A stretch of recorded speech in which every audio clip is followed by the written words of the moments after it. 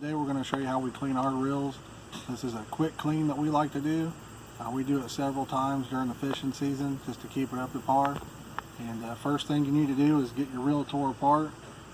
Pretty easy. You got 3 screws on the left side.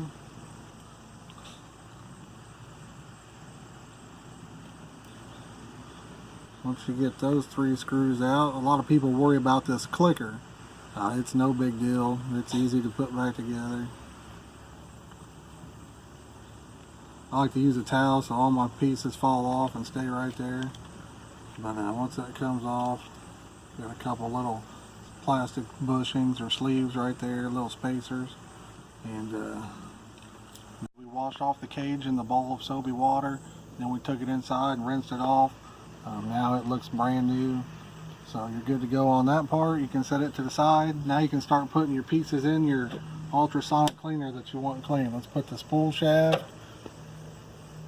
line guide, line pawl, the nut that holds the pawl in,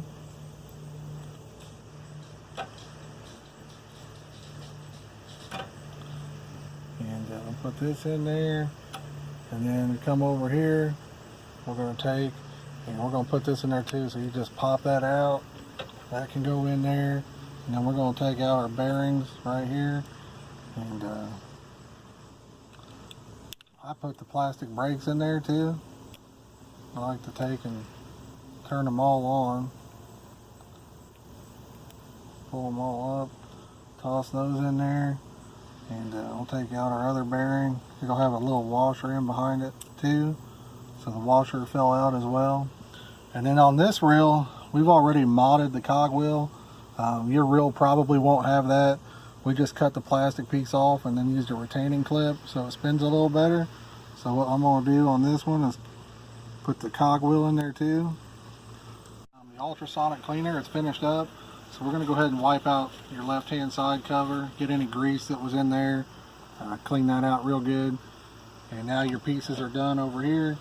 So what we're going to do is turn the heat off, and then we'll take all the pieces that were in here, and we're going to do the same thing that we did over here. We're going to just kind of clean them up just a little bit extra, and then we're going to take them inside and we'll rinse all those pieces off, and then we'll show you what they look like. They'll look brand new. Rinsed all of our pieces off, and they look brand new. Now these had real butter on them. Real butter, that grease will stain it yellow, but they're like brand new. We've got a little trick here for your bearings. It's going to free your bearings up a little bit. Really, you don't even need ABEX 7 bearings if you're using the level line, because the level line is what holds it back anyway. But just take your bearing, drop it in there, give it a little swoosh around.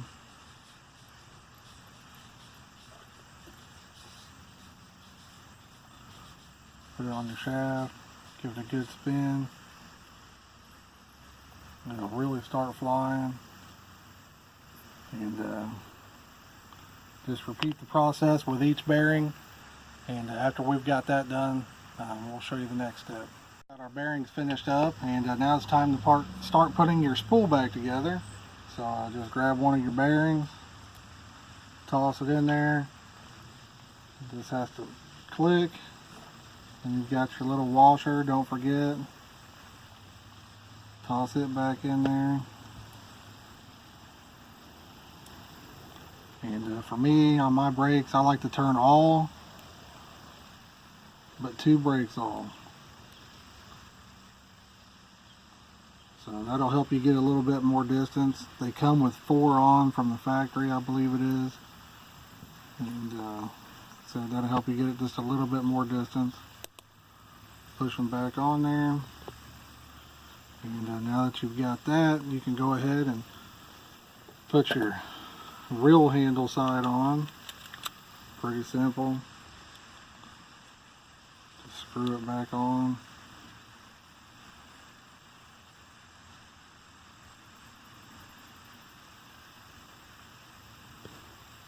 And once you get that done, I'll show you how to put the cogwheel back on over here. Since it's since we've got a clip holding ours on, it just slides right back on. And this clip is kind of a pain in the butt. You gotta be careful, you don't want it to fly off and lose it.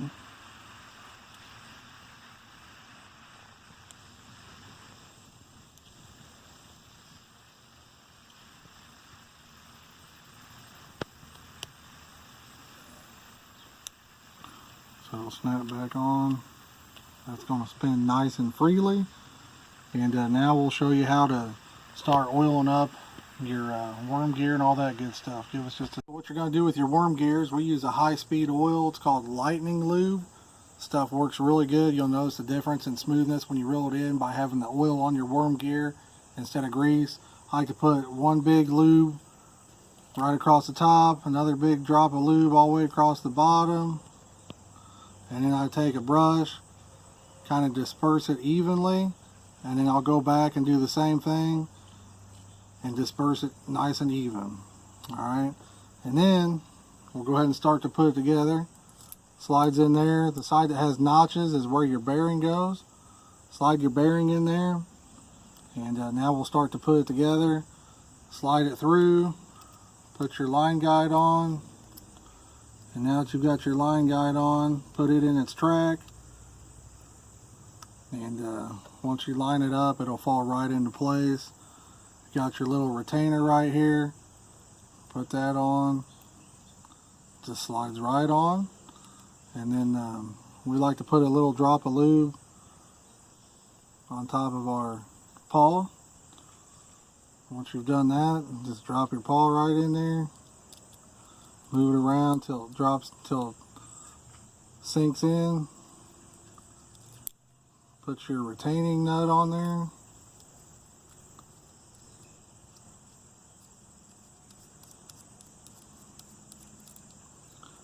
Make sure it's moving around nice and free. And then tighten it up. And now what we do is for the left side, we don't like to use much grease, but we're going to use a little pin grease right here, and just barely put it on. You don't need a lot, it's just plastic. It's not really doing much of anything. So we'll put just a little bit of grease on there. Like I said, you'll really notice the difference in smoothness when you're reeling this reel. It'll feel like you've done a 7 bearing upgrade on this bad boy. It'll cast nice and quiet, and it'll be extra smooth for you. Now we finished putting it back together. I like to put me a little drop or two of oil on that little brass gear there. Same thing, use my brush, disperse it real good. When you're putting your spool back in, make sure those are not engaged. First you got to put the spool shaft in, push it till it clicks,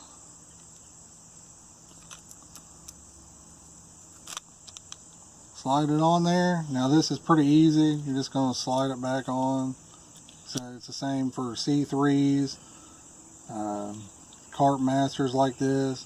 Put your little spacers on there.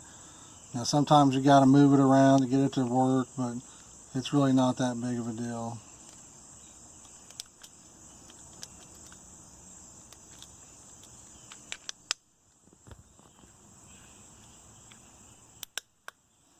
So now you've got it on there, the best thing to do is actually use your clicker button. Now it's on there correctly.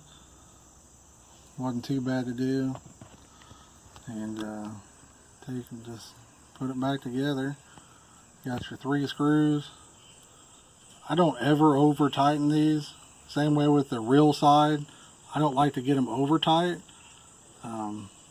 That way, if need be, you can take it apart pretty easily on the lake if something happens. So you want to turn your brakes on or off, or if you just got a small problem you need to take care of at the lake. So we'll come over here, make sure these are got a little bit of tension on them. Said you don't want to over tighten them, and Now this reel is super smooth. I mean, it is absolutely smooth. And what we're going to do, we're probably going to put some different line on it, and we may go see how they cast later for a different video. Got your reel back together and you've made sure it's functioning properly. You want the outside to be as nice as the inside is. We like to take a spray wax, give it a quick spray down, and then we'll wipe it up, clean it off real good, and your reel's going to look like it's brand new. If you've been watching these videos and you enjoyed them, go ahead and hit that subscribe button. It's free to do so, and it helps the channel out tremendously. Thanks for watching.